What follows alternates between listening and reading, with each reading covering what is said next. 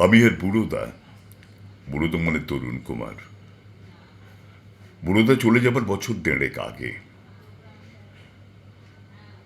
মেদিনীপুর এবং ওড়িশার বর্ডারে দাঁতন বলে একটা জায়গা আছে, সেখানে অনুষ্ঠান করতে যাচ্ছি।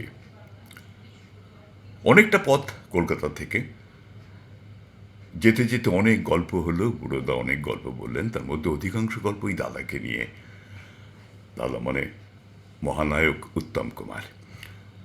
তো একটা ছোট্ট গল্প বুড়োদা বললেন, শুনবি? হ্যাঁ বলো না।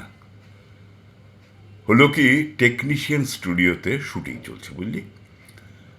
সম্ভবত দুই পৃথিবী বা সব্যসাচী ছবির শুটিং। একটা শট রেডি হয়েছে, দাদাকে ডাকা হলো। দাদা ফ্লোরে গেলেন, এদিক ওদিক তাকালেন, তাকিয়ে বলেন, আরে তোদের শট রেডি? হ্যাঁ দাদা, শট রেডি। নে, টেক কর। তো শট শুরু হলো। দাদা ডায়লগ বলতে বলতে বোধহয় 2 সেকেন্ডের জন্য একটু অন্যমনস্ক হয়ে গেলেন। শটটা পুরো হলো, কাট হলো।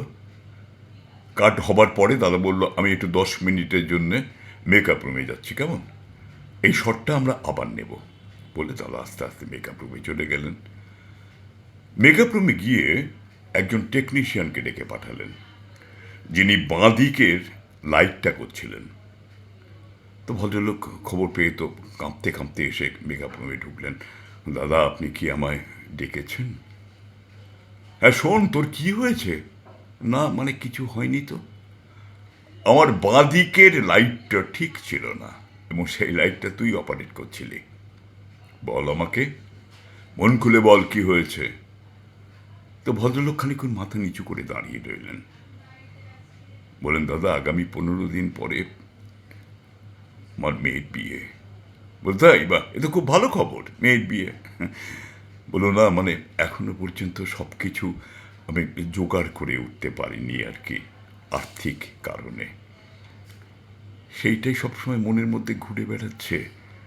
কি করে মেয়েটাকে বিদায় করব, কি করে কি করব। জানেন তো আমাদের সামান্য রোজ। উত্তম কুমার খানিক্ষণ ভাবলেন, ভেবে পাঞ্জাবির পকেটে হাত দিয়ে 1 গোছা টাকা বার করে ওর হাতে দিলেন। দিয়ে বললেন, শোন, এটা দিয়ে আপাতত কিছুদিন, মানে কয়েকটা দিনের জন্য কাজ করে নে, আর কালকে 10:30 11টার সময় এখানে আসবি। দাদা বলে, হ্যাঁ এখানে আসবি। আমার মনে হয় তোর আর কোনো অসুবিধে হবে না। আমি হয়তো পারবো সবটাই ব্যবস্থা করতে। কত টাকা লাগবে তুই একটা হিসেব আমাকে কালকে, আজকেই শুটিং শেষে জানিয়ে দিবি। আর শোন, হ্যাঁ দাদা, এই যে ঘটনাটা ঘটলো, তোকে আমি ডাকলাম, তোর সঙ্গে কথা বললাম, এবং এখন যেটা আমি করলাম, এটা যেন ঘুণাক্ষরেও কাকে পক্ষিতেও টেন না পায়, এমন কেউ যেন জানতে না পারে, এটা মনে রাখবি। জানতে পারলে কিন্তু আমি ভীষণ ভীষণ ভীষণ অখুশি হব। ভদ্রলোক হাওয়াও করে কাঁদতে শুরু করলেন। কাঁদতে কাঁদতে দাদার পায়ে লুটিয়ে পড়লেন। দাদা, দাদা আপনি মানুষ নন দাদা, আপনি মানুষ নন। বললো, থাক থাক থাক, হয়েছে, ওট ওট ওট। বোকা কোথাকারে, কান্নার কি হয়েছে, আনন্দের ব্যাপার। মেয়ের বিয়ে তো ভীষণ আনন্দ। তুই কন্যাদয়গ্রস্ত পিতা, আমিও তো আছি তোর সঙ্গে, চিন্তা করছিস কেন? যা, ভালো করে শটটা অ্যারেঞ্জ কর, আর হয়ে গেলে আমাকে ডেকে নে, আমি পরের শটটা করব, কেমন? বরুদা বললেন, এমন কত ঘটনা জানিস তো, এমন কত ঘটনা স্টুডিও পাড়ায় দাদাকে ঘিরে আছে, কিন্তু কেউ কখনো জানতে পারে না। দাদা কাউকে জানতে দেয় না, এই হলো আমার দাদা।